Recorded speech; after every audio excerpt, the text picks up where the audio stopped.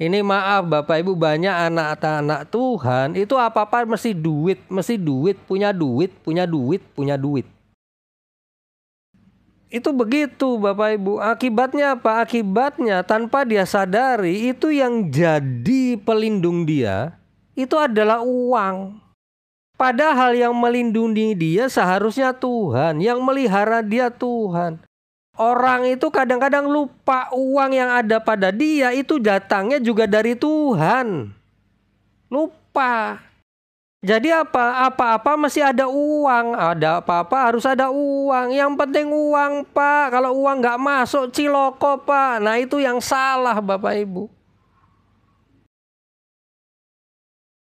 Saya nggak bilang orang Kristen itu nggak perlu kerja, bukan. Tapi kan ada kalanya Bapak Ibu. Ada kalanya nih. Uang kita, hasil kerja kita juga kurang, betul nggak? Nah kalau misalnya sudah dalam keadaan kurang begitu, padahal kita sudah kerja secara maksimal, jangan khawatir, belajar bergantung kepada Tuhan. Jangan apa-apa mesti duit.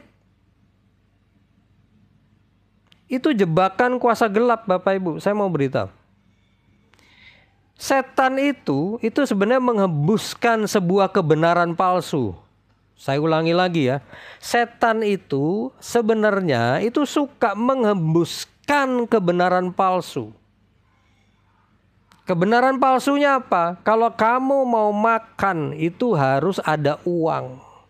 Kalau kamu mau berlibur kamu harus ada uang. Kalau kamu mau beli HP kamu harus ada uang. Belum tentu. Sekarang saya tanya, misalnya bisa nggak kita makan tanpa ada uang? Bisa, uang bisa datang. Makanan bisa datang. Loh di Alkitab sudah ada contohnya. Dan ini saya mau sampaikan Bapak Ibu, ketika krisis ekonomi di dunia ini makin besar. Ya, saya mau beritahu. Ada jenis mujizat di Alkitab yang itu akan terjadi sekali lagi. Di hari-hari ini. Saya mau beritahu loh, sudah ada loh orang itu kesaksian. Jadi dia itu udah nggak punya duit, ya, udah di PHK. Tapi maaf, tempat penyimpanan berasnya itu nggak habis-habis. Sudah ada yang kesaksian, itu berasnya dicedok berkali-kali nggak habis-habis Bapak Ibu. Tangki gas nggak habis-habis isinya. Padahal udah dipakai masak berkali-kali, nggak habis-habis. Kenapa? Mujizat pelipat gandaan. Mujizat ini akan terjadi lagi Bapak Ibu, kalau Bapak Ibu bisa percaya. Mungkin nggak ada orang yang bisa menolong Bapak Ibu, tapi Tuhan masih bisa nolong.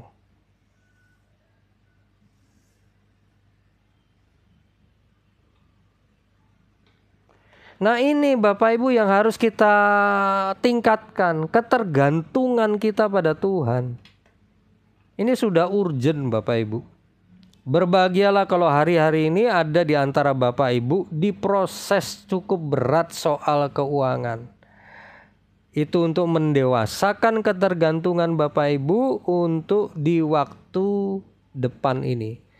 Dan saya mau beritahu, kalau ada di antara Bapak Ibu yang sekarang ini rasanya hidup dalam kesulitan keuangan, tapi selalu tertolong pada waktunya, saya mau beritahu, ada kemungkinan Bapak Ibu sedang dilatih untuk menghadapi waktu-waktu yang akan datang di depan kita. Jadi jangan apa-apa mesti ada duit, belum tentu. Tuhan bisa kasih barangnya. Jadi di Alkitab itu Bapak Ibu, kalau Tuhan mencukupkan kebutuhan orang, tidak selalu ngasih uang. Dia kasih barangnya. Betul ya Bapak Ibu, cek aja di Alkitab, tidak selalu dia kasih duit loh. Nah itu yang harus kita tanamkan dalam pikiran kita.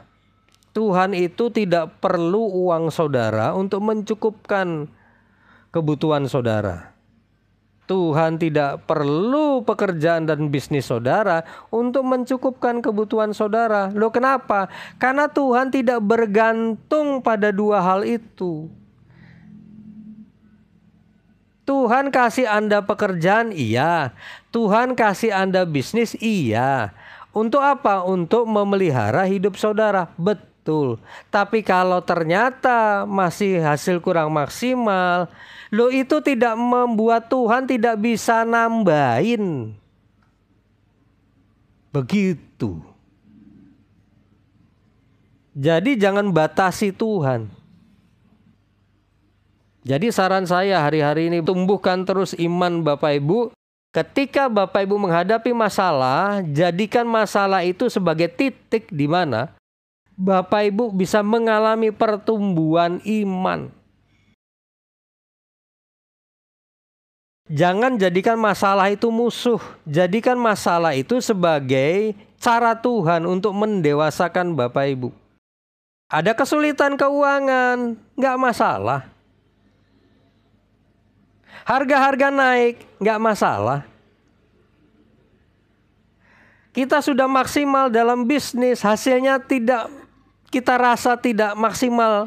Padahal kerjanya maksimal nih, bisnisnya maksimal, tapi hasilnya nggak maksimal, nggak masalah. Kenapa? Lu masih ada Tuhan, bro, sis. Jadi nggak usah khawatir, masa lupa ada Tuhan Yesus kok. Semua masih dalam kendali Dia. Uang kurang, masih ada Tuhan. Selama kita percaya Tuhan masih mengendalikan keadaan kita, udah tenang saja. Jadi kalau kita menghadapi kesulitan keuangan, itu dipakai Tuhan untuk mendewasakan kita, melepaskan kita dari ketergantungan pada uang.